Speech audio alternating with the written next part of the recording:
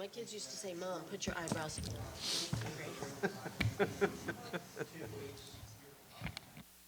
Good to go? Remember, there's like a 20-second delay. We're good to go. Ron. Okay, ladies and gentlemen, thank you for being here tonight. I'd like to call this meeting to order. If you'll stand, we'll have our invocation and our pledge of allegiance. Let's pray, please. Heavenly Father, we are grateful for the beautiful day that you've given us today. We're also thankful of Easter, when you remind us on that day of the year what your Son did for us so many years ago. We ask that you would grant this council just a portion of your wisdom tonight as we discuss the issues of our city and the issues that concern our citizens. And we ask all of this in the name of your Son, Jesus. Amen. I pledge allegiance to the flag of the United States of America and the republic for which it stands, one nation.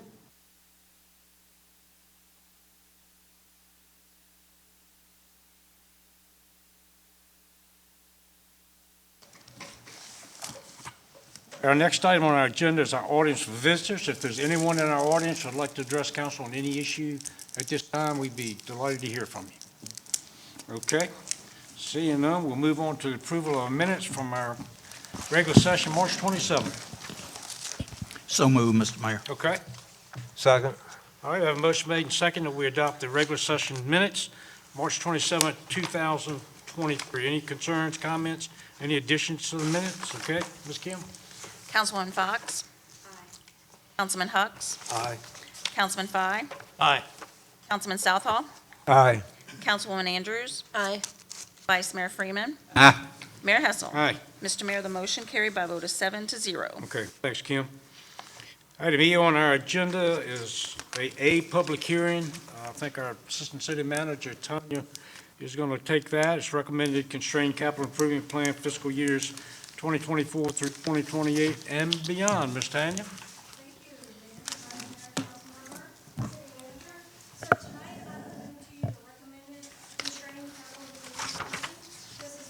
With the Planning Commission, who has approved it unanimously.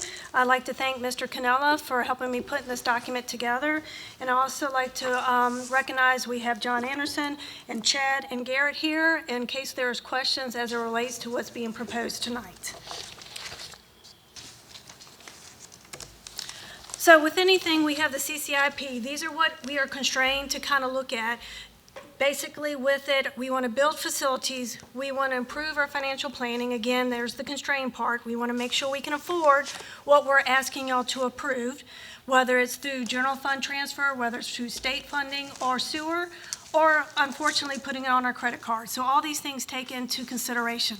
And then, of course, priorities. Everything is priorities for us, so we unfortunately have to make a decision of what we can afford.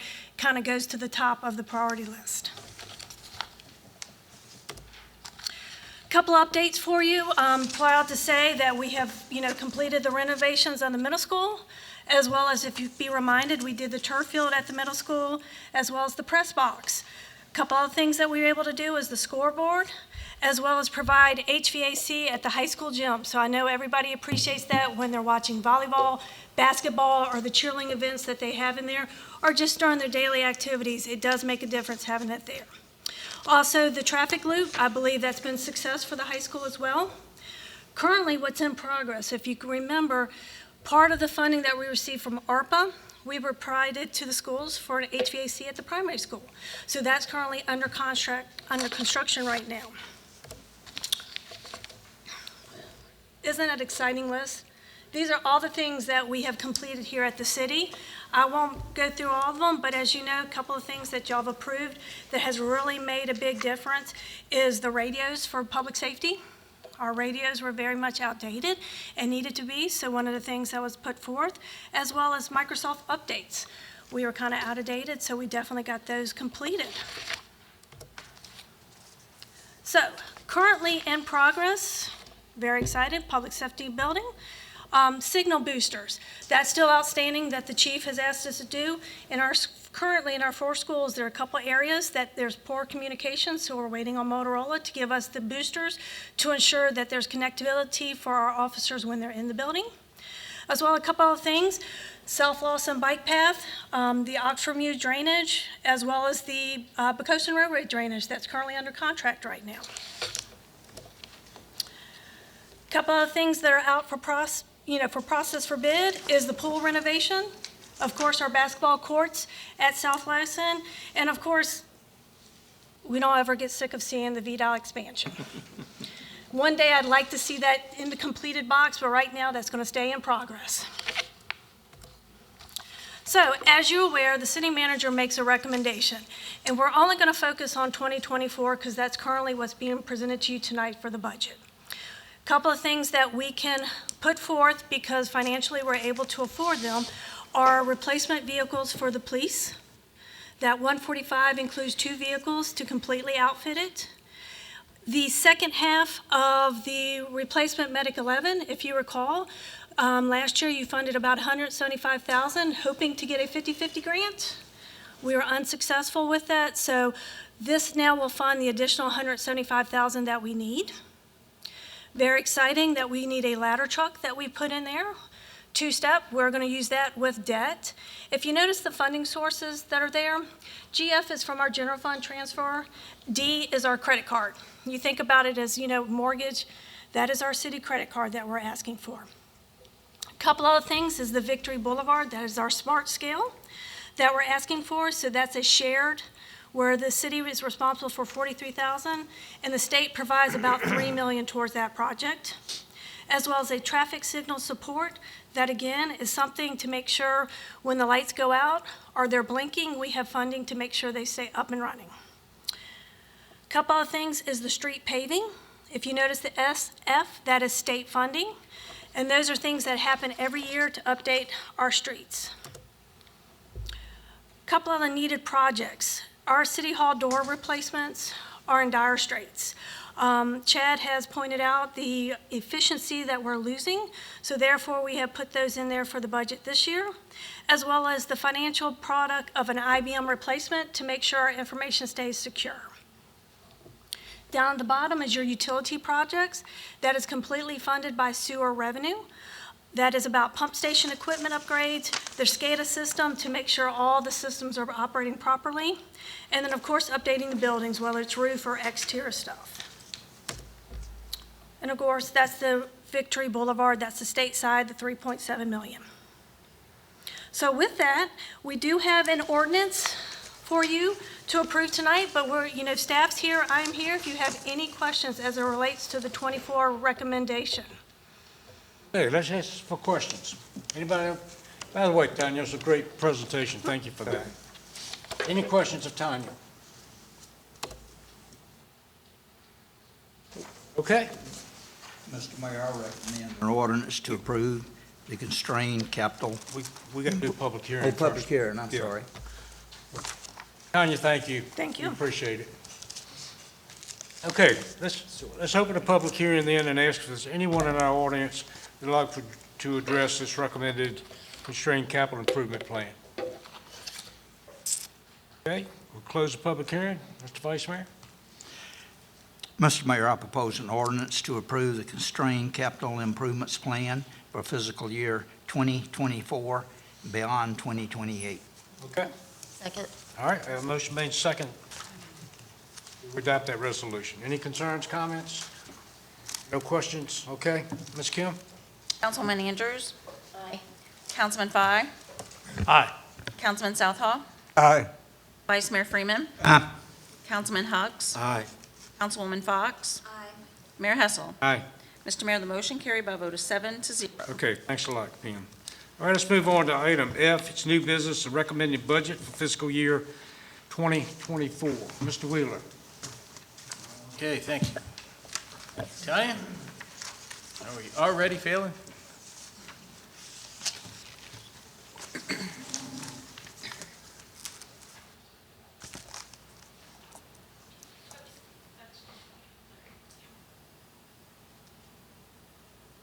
There we go. Thank you very much. Do better. All right. Members of council, Mr. Mayor, thank you for the opportunity to present the city manager's budget recommendations to you. I would note that each of you received a copy of the budget last Thursday, and it was posted online, and that link was also shared with our employees on Friday. So for most of you, this is really not the first time you're hearing about it. So in reference to that, this presentation is designed to be a summary for council, but also really a summary introduction for the members of the community as well that may not have had a chance to read through the 200-plus page document at this point. So I'll go through it relatively quickly. As always, we're glad to answer questions. We're particularly glad to sit down with council members if you've got detailed questions between meetings that we can answer for you, or we'll make ourselves available to you at any time that it's convenient for you. But having said that, we'll roll on. I believe this is the 14th budget I've had the privilege to present here in Poquoson. And some of this is very well known to council. You know, we start every year, before we decide where we're going, we take a real hard look at where we are and where we have been in terms of performance in the current year, our fiscal foundations. And I'm real pleased to tell you that we did a great job in becoming prepared for what came next following the 2009-10 recession. And as we got towards this and went through the COVID process, based on your policies and our shared work, we actually emerged from the COVID public health emergency a little stronger than when we started. And there's lots of reasons for that, but it really starts with a firm foundation. So we remain in a firm foundation from which to go into the future. And our future this year is a little bit more uncertain than usual years.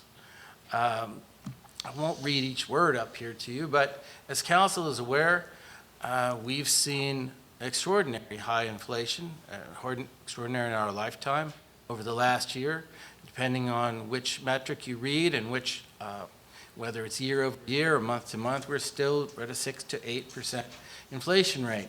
We've not seen that, so that's going to hit the budget and everything we do. Also, there is some thought that we either are in or there is a recession on our near-term horizon. Whether that's true, when it might hit, how long it might go, and how deep it is are all question marks that we have to try to deal with as we put together the fiscal plan. In every recessionary time that I've been a part of in my career, except for this one, it was normally not one that was done at full employment. We've seen, coming out of the public health emergency, that our hiring challenges, which have always been a bit of a challenge, have become particularly more pronounced.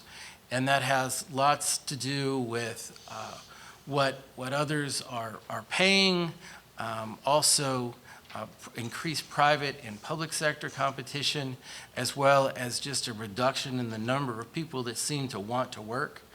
Our applicant pools are, if you think of them not as a pool, but think of it as more of a river, they are narrower and shallower than we've seen. We've been fortunate to be able to still hire some really great people in those diminished pools, but it's becoming increasingly difficult. Particularly in police, as our neighbors each try to outcompete each other to replace the sometimes hundreds of vacancies that they have. What they're doing in terms of starting pay bonuses and the like is difficult for us all to deal with. And then the same pressures sort of roll on to public safety in general in terms of recruitment and retention. Here, the fire and EMS joins that area of increased competition as they find the other communities in our area, as well as the private sector, are paying more for example, advanced EMS certifications. You'll see something on that later in this budget presentation. And quite honestly, as it relates to policing, although I'm not an expert, though experts I talk to, share with me that it's not just that new people are less attractive to go into policing generally, but the police departments across this country have been under more strain than even the general strain of COVID for at least 2 years. And that's wearing on folks too. So what we've seen, and my peers have seen, is a greater movement outside of local law enforcement for those folks that are police trained. They have other options. They have state options, they have federal options, they have private options, they have university options. And while that's not for everybody, that seems to be more attractive generally than it was. So public safety, police in particular as it relates to hiring, are a challenge for us. So we will deal with that as we go further. It goes without saying that our school division suffers from some of the same challenges that we have generally, and public safety in particular. So you'll see some recommendations as it relates to that. Other things to consider going into the '24 budget, as Tanya mentioned in her CIP presentation, the public safety building design process is moving ahead. We anticipate taking this to a construction bid this summer, and we need to be flexible so that we don't paint ourselves into a corner with our reserves or our debt capacity. Should that building come in over budget, we hope that it won't. We're working to make sure that it doesn't, but we don't control the other side of that bid process. So we needed to be mindful of that. We also have, and usually in a recessionary period, one of the first things you do is stop spending money on vehicle replacements and other things with the idea that, well, when it gets better, we'll get back to it. But we've got some things that we just need to do. The fire department's ladder truck leads that list. That's an extremely expensive item with a 20-plus year useful life. And if you order one from scratch, it could be 3 years before you get it. So we need to begin that process before we've wrung every single bit of life out of our existing one. But I tell you that it's already well overdue in past 20 years.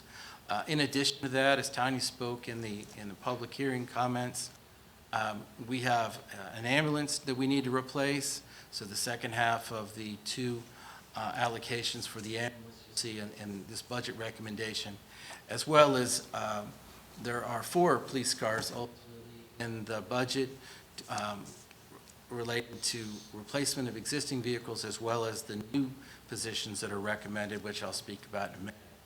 And if all of that wasn't complicated enough, the General Assembly has not completed its work. And we had thought that they might complete it later this week. But the General Assembly's headlines in the Richmond Times-Dispatch over the weekend hint that it may not be until June. So like many things, we're going to have to go with the best available information, knowing that it's not in the level of certainty we wished it was. Where that really comes into play, it comes to play in many places, but one example is teacher compensation. The governor proposed one thing, both houses have a different thing than the governor, but neither one of them has really passed a budget, and the governor hasn't signed one. So we've tried to be flexible in how we approach that subject, and then we've tried to treat our own employees similar to that flexibility. But it's really, had the General Assembly completed its work on time, that whole box would be eliminated. But unfortunately, it's likely that you'll actually adopt this budget before the General Assembly concludes its work in June. Oh, there we go. So as council members are aware, we use certain guiding principles that you've helped us to create over the years. There's no particular 1 through 5, but just in the circle, we try our best to maintain stable property rates, both real estate and personal property. We focus first on the expenditure side of the budget and making sure that we can continue to do the things we're doing now and have done before we consider what we might do next. And oftentimes, we have to stop at the end of that first calculation. As always, our budgets are developed in strict adherence to your financial guidelines. These are the same financial guidelines that underpin that strong foundation that I was speaking about, and really the things that help guide us to our AAA bond rating. As noted, budgets seem like they're a point in time, but they're really just a point in a much larger journey. So we use the best information we have, knowing full well that we may have to make changes to it as it goes forward. And lastly, we always try to limit new initiatives. Honestly, not as good at that in this budget as I've been in the past, as there are a significant number of public safety initiatives, but all the new initiatives in the budget that are truly new are in public safety, and I support all of them. And had we had the money, I could probably make a case for several more. But so the one caveat to limit new initiatives, I didn't do as good a job as I have in limiting in terms of recommendations as it relates to public safety. We'll talk about those in a minute. So the guiding principles, I'll pick up some speed, but not after this chart, not with this chart. This is a reassessment year. We do a reassessment every other year. So what the assessor has shared with us is an average increase of 12%. That's over a 2-year period. Other localities in our area are pretty close to that on a 1-year period. But in an effort to mitigate some of the impact on the taxpayer of that increase in value, we're proposing a tax rate reduction for real estate from 113 to 111. Personal property, we don't propose any change to the rate. Council may recall last year, as we saw that unprecedented and largely unanticipated spike in used car values that relate to the pandemic and the supply chain issues, Council approved a 1-year reduction to the ratio.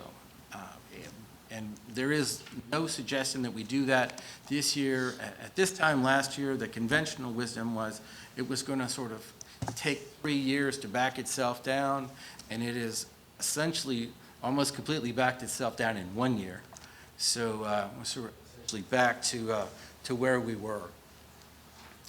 As I mentioned, we focus on existing services first, and so you'll see a great deal of attention to base budgets and other things to make sure that we don't starve ourselves for what we're doing now in an effort to do something else.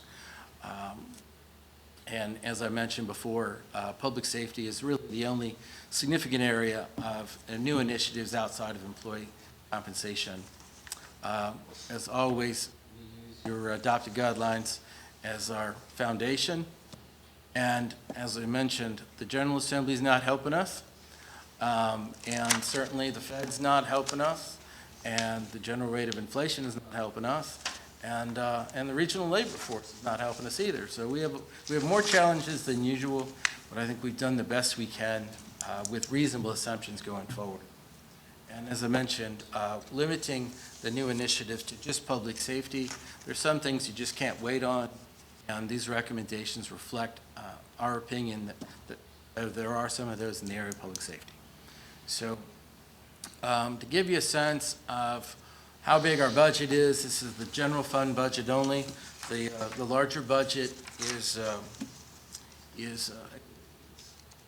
couple of $10 to $20 million more, depending on what's in the CIP. But you can see our growth from the amended budget at about 5%. It's closer to 10% if you go from the adopted budget. And that is driven in no small way by inflation, but also the compensation adjustment I'll talk about in a few minutes. I know this is hard to see, but there is essentially a Pac-Man, the big purple Pac-Man, that is all the same color, which is approximately 75% of that chart, if you eyeball it from here anyway. That's our largest source of revenue. That is general real estate and personal property taxes. The chart is inclusive of the recommendation for a 2-cent real estate tax reduction. As a largely residential area with no extremely large private sector employers, this is not unusual. What is, I guess, unusual is the percentage of reliance on real estate and personal property. we just don't have as much diversification as we wish. Sometimes that actually helps us, and sometimes it doesn't, but it's something to always be mindful of. And I know this is really hard to see, but the takeaway from this chart is if you look to the left of that pie chart, the two darker colors, black and gray from here, that's public safety and education. And one thing to note, education, we just reflect our contribution to the budget. There's a larger school budget, which includes also the state and federal. So their budget is larger than their share here. If you look at it as one big public pocketbook, but for our purposes and our contribution, you'll see that between the two of them, that's about 60% of our general fund budget. All right, so traditionally, we have divided the budget into strategic focus areas. Again, the numbers do not reflect a priority. They simply reflect a way to differentiate between the first one and the second one. But education and public safety have always been, during my time here and well before it, the two things that really drive budget and government service in Poquoson. In terms of the school budget, the school board has requested almost $700,000 in additional local money, and the recommended budget includes what the school board has asked for and actually has a small amount on top of that. There are a limited number of new positions to support primary school special ed programs. And the reason there's a little bit more is as we talked a few minutes ago about the General Assembly's work and how that differed from the governor. The governor had a certain size compensation increase, but with a bonus. The General Assembly, they didn't have a bonus, but they had a higher number. And anyway, by adding just that little bit more than the school board requested, it basically provides the local funding for any of those scenarios to happen. And so if ultimately the prevailing 7% compensation adjustment that is in Senate and House of Delegates budget at this point is ultimately what's passed, there will be sufficient local money to support that. Public safety is our big focus area in this budget. Council will remember that that recently you authorized us to make application for 6 firefighters through the SAFER grant. In addition to those, and we hope to hear from that sometime in June, but in addition to that, this budget contains funding for 3 additional police officers, as well as the equipment and the vehicles necessary. It gets us 3/4 of the way to adding an additional position to each patrol shift. We don't typically recommend things like this at mid-year, but the reason that we felt comfortable doing it that way is we're relying, from a revenue projection standpoint, on the build-out of the houses that are building out at Legacy. We're not assuming that they're all going to be there July 1st. So I think we've taken a reasonable but conservative approach to the revenue impacts of that, and by modeling as half year. What that also means is the following fiscal year, we'll have both halves, so we'll have enough to pay the continuing cost of the positions. In addition to that, we have put money in the budget to create a bundle of resources that, should we not get the SAFER grant, it's also around the mid-year time frame. If council wanted to move forward and add 3 of those positions, there will be a bundle of resources available to do that. And timing is not our friend on this. We have to make decisions before we hear. So we have to be careful not to supplant those positions, because most grants do not allow you to supplant. So that's why bundle is there and not a specific recommendation at this time. Additionally, The only other positions other than police and fire specific, the only other one in the budget is a part-time temporary construction manager. Normally, I wouldn't even footnote that, but the purpose of that position is to assist us with public safety building construction. We're fortunate that the gentleman that is working with us is the same gentleman that helped the school system through their middle school renovation project. He's already paying dividends, and he's just been with us just a few weeks, part-time capacity. Lastly, on this slide, there have been, as fire departments, EMS departments have competed with one another in our region as well as our sub-region, one of the things that they've done to become more attractive to their neighbors is to substantially increase the EMS supplements for advanced EMS certifications beyond those that are minimally required. We provide supplements in both police department and fire department for those types of advanced EMS certifications, and what we are proposing in this budget is that we increase each of those by 50%. That will not take us to leading the pack, but it will take us to pretty close to where the majority of the pack is, where we have traditionally been. We'll have to continue to look at this, as we will in some of the other factors that shape these recommendations. You may recall as last calendar year came to an end, we needed to make an adjustment. We brought to you, and we were fortunate that you approved it, an additional out-of-cycle increase in public safety compensation. So we know that the recommendations here, assuming you agree with them, are not necessarily the end. So we'll continue to monitor and come back to you when we need to, so that we can remain competitive, both in terms of recruiting new folks, but also retaining the ones that we have. I already spoke about the SAFER grants. I won't do that again. And Tanya spoke to this in her comments previously, but there's a financial plan embedded in this budget, as well as money to pay for it the first year, to move forward with that ladder truck and the med unit, as well as a total of 4 police cars, 2 replacement and 2 new.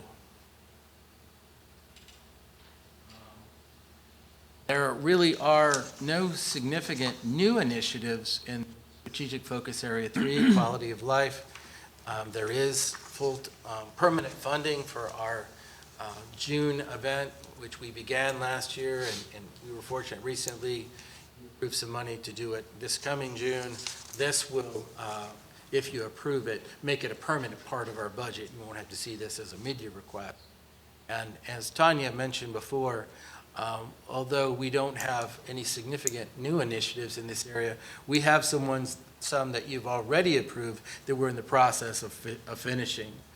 Specifically, as examples, the walking trail at South Lawson, recently signed off on by VDOT, the outdoor basketball court, which is out for bid right now, I think, and we're still working towards that restroom facility, but I'm hopeful we'll have all of them there this calendar year. So while we may not be able to add too many new things here, we have some things we've already added that are catching back up. In terms of quality services in the city of Poquoson, probably everywhere, but when we speak to here, it really begins and is very largely affected by the folks that we have that work in the city. So we've put our emphasis there, and really along with public safety, this is really our other emphasis area along, I guess, with education. I already spoke to sort of how the regional employers have, local government employers are they're in this trying to figure out what to do, just like we are. Most have something between 5 to 7% in terms of pay adjustment. The ones that have 5 also often have something else added to it. For example, in York County, they're doing 5% plus, I believe it's $750. In other places, it might be 5%, but they're implementing a pay study, which has significant but unquantifiable or unarticulate impacts as well. So what it's trying to say here is that we're not an outlier here. We might end up being slightly better than some, but there will also be some that go by us. But the thought here is to recommend the 7% pay adjustment for all of our permanent, full-time, and part-time employees, in part to remain, to maintain our competitive position, but also in reflection of the fact that we've seen significant inflation over the last 12 years. That 7% pay increase isn't going to buy what it would have bought 3 years ago.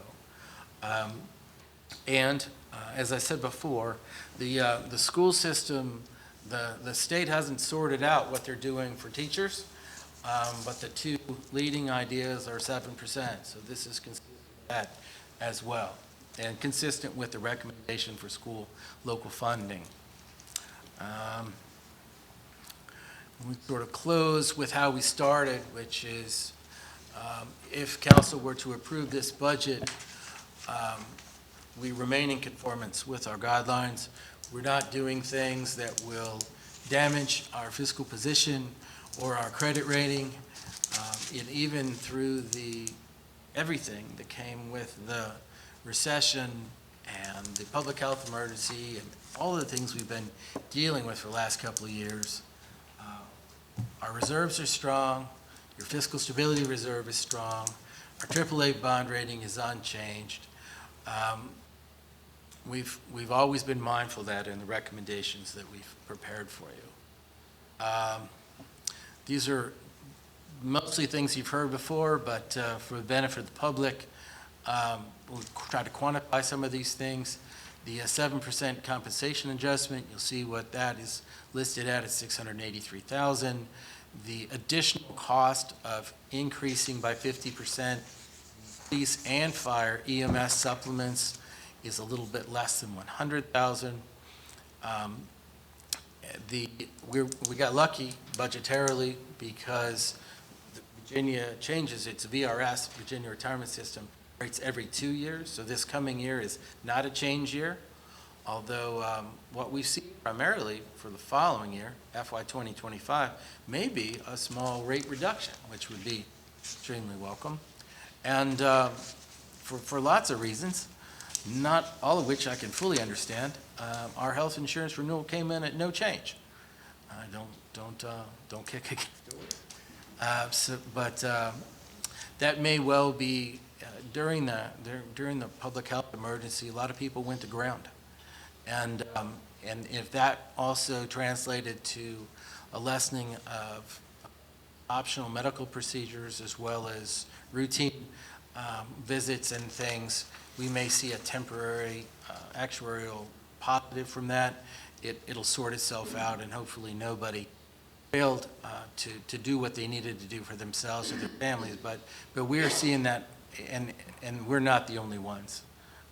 We saw more of an increase last year, I think, than we expected.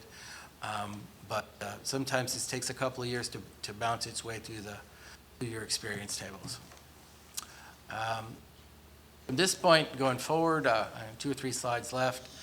This evening, obviously, is a presentation of the budget.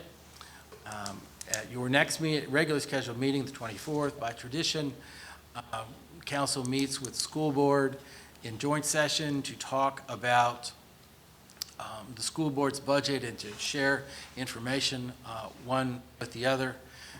My experience here, as opposed to other places, is it's relatively pleasant experience here in the city of Poquoson because we have a tradition of working closely with the school system and funding what they've asked for, and they on their side do a very good job in sort of sifting out the difference between what they need to have and what maybe they don't need as much. So they make responsible requests, which are usually in the realm of what we can say yes to. So it's better than some places in the Commonwealth. Some I've worked. That evening, we typically also do a short public session to bring you up to date on any changes that may have happened from a expenditure or a revenue standpoint since we put the budget to bed for the recommended budget. So, for example, it won't happen this year, but let's say this General Assembly did complete it, could update you on what that meant, for example. That evening, we have the budget public hearing, including the public hearing on the proposed tax rate on years where there is a reassessment, and that you're required to have two public hearings, one solely on the tax rate. So we'll have both of them that evening. The scheduled budget adoption is your first meeting in May. And as always, staff stands ready to assist you with any additional work sessions you may require between this day and that day. But that is the basic schedule going forward. For those at home that would like to access the budget, you can do it at least 4 ways. It is available online, front and center on our website. If you go down to what I might consider the middle of the front page, you'll find that icon there to the right. If you click on it, it'll take you to the budget. There are also hard copies available in the library, in the manager's office, and in the finance office. And before I conclude my remarks, I just want to thank everyone on our team that helped make this possible. Folks in finance, Tara and her team do a great deal of work, as do the department heads, the superintendent's office, the school board, and for the purposes of the presentation that I just walked through, I'd like to thank both Kim and Tara for with that. That concludes the presentation. Glad to answer any questions if you have any this evening, and we would be very welcome the opportunity to sit down with you and discuss any questions that you may have between now and the next meeting. If there's anything you'd like to dig into the details, we'll make sure we've got the right people in the room to answer your questions. That's all I have. Randy, thank you very much. Outstanding presentation. Any questions of Randy right now? I have a quick question. Remind me, if there's something we see in the budget that we want to suggest, how that process work? As simple as, you can share that with us if you'd like us to help you flesh your idea out. But really, anytime the council is together, any council member can suggest a change. You don't have to do it this way, but I would suggest that if you're going to want to add something, you got to try to have a balanced idea. So if we can assist you in that in any way, let us know, and we'll be glad to do it. And but really, it really can come at any time prior to the motion on the budget, and even after. This budget does not include anything for the presentation about the Two Tree Park. That is correct. Okay. There is nothing in the budget for Two Tree Park. It would have been a little ahead of the time, but unless council wants to allocate something specifically in this budget, it will probably go on the short list for mid-year, but some of the things we can begin to work on already. And I know that for example, they talked about having a gravel parking lot up front. I'm more inclined to pave that parking lot for lots of reasons, not the least of which it's on our main drag. So we're actually already working on that. Thomas assisted with some of that. Sean is assisting with some of that.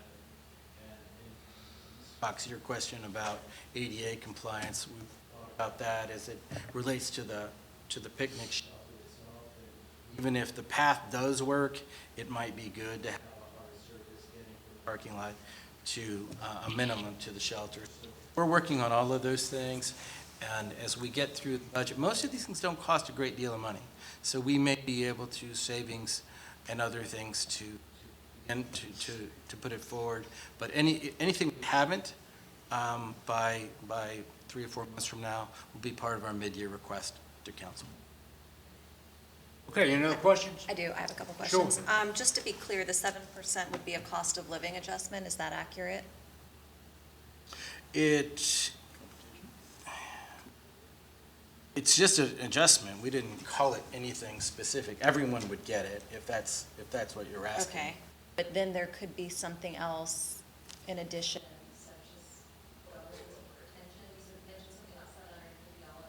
That was York County. Okay. York County was doing 5% plus $750.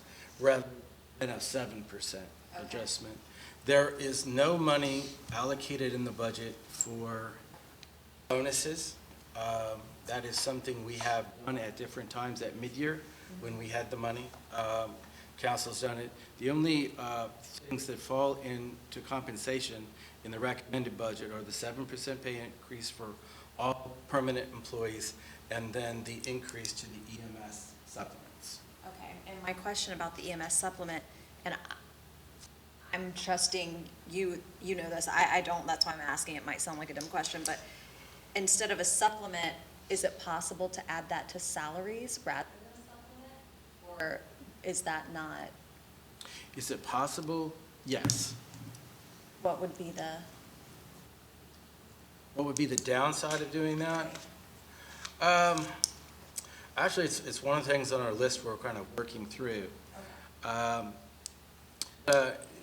There's no major downside to it, except that, a supplement is something that you don't typically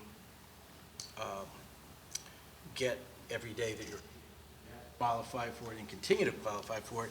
So, for example, if a supplement was $2,000 and it was in your paycheck for 7 years, subject to cost of living adjustments and other things, well, it's going to be considerably more than $2,000. So if you don't qualify in your 8th year, are we taking the $2,000 out? Are we taking the rest? It's largely a bookkeeping issue, but not solely. I know one of the things that folks were concerned about, and I think we tried to address that issue, is whether or not supplements count towards their retirement things, which they do. It's part of the, it's compensable thing. So really, I think the last remaining issue there is, should the supplement itself be subject to a yearly increase? right, like part of that 7%? Right. Okay, And if council wished to do that, you certainly could. okay. But in this particular case, we are suggesting a 50% increase in the supplement at this point. Okay, any other questions? Okay, Randy, thank you so much for that. Appreciate it. And for those of you who've worked on this budget, all of you in this room, I think, have, you've done a really, really good job. When we think about budgets, I think about taxes, I think about schools, I think about our employees. Top of that list would be our employees. And I think the manager and his team have covered those well. And, I, for one, and I'm sure council, appreciates you look, especially those 3 areas. And then to be able to continue on with planned projects, that we've talked about time after time. I just don't know how you do it any better. So, all right, let's move on to our closed session. It's pursuant to section 2.2-3711A3 of the Code of Virginia 1950 as amended to discuss acquisition of real property for public purpose. Your motion? So moved, Mr. Mayor. Okay. Second. All right, we have a motion made second. We go to closed session. Ms. Kim? Andrews? Councilwoman Fox? Aye. Vice Mayor Freeman? Aye. Councilman Southall? Aye. Councilman Hucks? Aye. Mayor Hessel? Aye. Mr. Mayor, the motion carried by a vote of 7-0. Thank you, ma'am.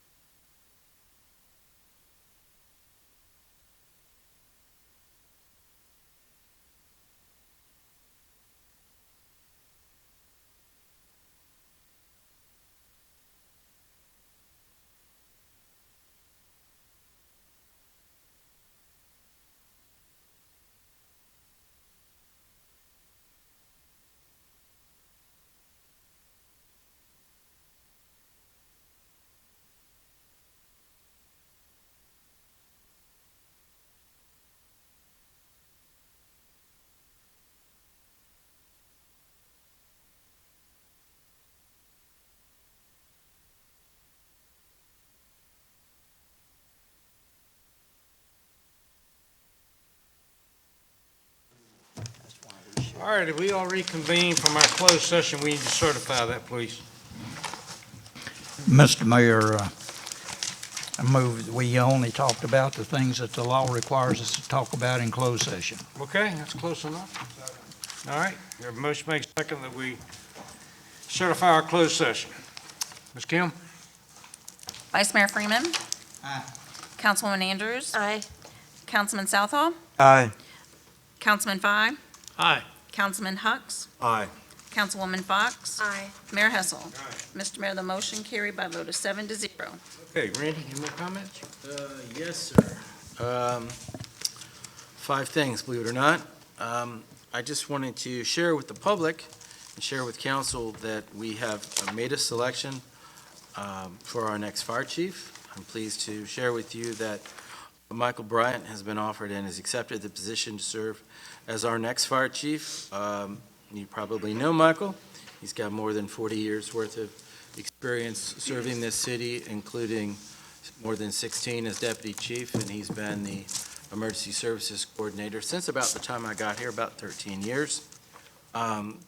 He will be replacing Robert Holloway upon his retirement. Robert will be retiring at the end of this month, and Robert is the last working town of Poquoson employee. And his service in January of 1975, and we became a city in July of that same year. So Robert's given more than 48 years of service to our. That's extraordinary. Don't ever try to replace a 48-year employee, but you step up and be the next person to do it. Michael's got more than 40 years' experience, so he might make it himself. And council members, we're going to be doing a luncheon at Company One to celebrate that with him, and we will get invitations out to you shortly. We'd love it if you can attend. I know it's not always possible during the day, but we'll let you know and hope that you can come. Wanted to take a moment and thank several of the departments. Last week, we had a power outage that happened in the middle of the day. We thought it was a contractor working on Hudgens, but in fact, it was somebody working in the legacy development that was responsible for losing about a third of the power to the city. But where I really want to thank is the police department for their near instantaneous work to keep staffing our intersections as our traffic lights went out. Before we could even think about what we're going to do next, I was already receiving a text from John Anderson saying that he and his public works people were on their way with generators to run those. And that's a great response. And thank you for that. Glad nobody got hurt that day, of course. But we don't have that many police officers, and if we can get them doing the rest of their job, intersection control with speedy addition of generators, that's a win-win for everybody. And fortunately, they had projected it might be down 6 hours. It was down considerably less than that. So I guess thanks to Dominion as well. But that was a proud little. It was a little thing to be proud of that day. I want to thank everyone that was involved with or attended the Easter egg event this past weekend, which was put on by our Parks and Rec Department, along with Emmy's Baptist Church and a whole bunch of high school students and a lot of other volunteers. And on Saturday morning, in what seemed like 90 seconds, more than 4,000 eggs were hunted and properly basketized. And that was a pretty cool thing. I'm sorry I missed it this year. I understand the weather was a challenge, but the enthusiasm did not wane. And lastly, just a piece of community good news, one of those questions that I get periodically. Pleased to announce that Schooners is announced their opening date as the 2nd of May. And we're glad to have them come to join our community. There are a lot of people that want to be in that first wave, so they're already sort of booked up. And so, as always in Poquoson, when there's a new restaurant, we ask community to be a little bit patient because there's more demand than there are seats, particularly the first few days where they're working the final bugs out. So do plan to go, but if you can wait 2 or 3 days to allow someone else to go first, is probably not a bad thing. And beyond that, that's all I have. All right, so thank you. David? Thank you, Gordon. I have no comments. Okay. Allison? Thank you, Mr. Mayor. Thank you, Mr. Wheeler. I just want to tell you both that you've done a great job, and I've learned a lot, so thank you. Thank you. Thank you, ma'am. Keith? Yes, last Wednesday on the 5th, I was able to attend the Langley Civic Leader Association luncheon that they hold about every other month with Charity Capaza, and it was fun. Learned a lot about what they do and submitted my application, and they'll consider me for membership as long as I write a check that doesn't bounce. Good deal. Good deal. Bud? To thank all the citizens at home and those who came here tonight to pay attention to the city government. I wish everyone in the city would. And I'd like to thank the Parks and Recs Committee for Advisory Board for their fine work on the Two Tree Park. They